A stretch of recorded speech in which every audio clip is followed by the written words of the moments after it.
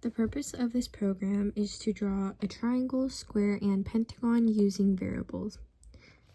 So our first variables is going to be setting the number of sides to 3 and setting the length to 80. Setting the number of sides to 3 is to make our triangle because it is a 3-sided figure, while setting the length to 80 adjusts the size of our triangle.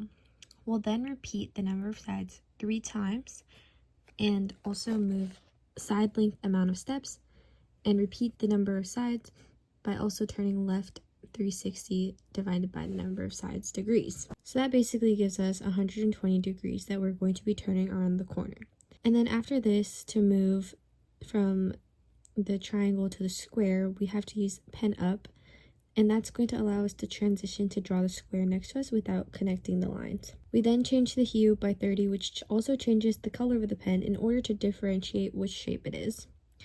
And then we're going to lower the pen in order to begin drawing the square. This is similar to the triangle, but we're changing the number of sides by 1. So we're going to go from 3 to 4. Now we'll be dividing 360 by the number of sides again, so we're going to be turning it into 90 degrees every 4 corners.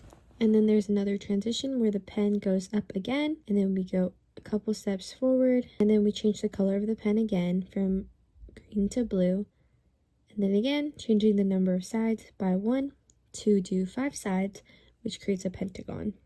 This is going to divide 360 degrees by 5, so we're going to be turning 72 degrees at each corner 5 times in order to create the pentagon shape.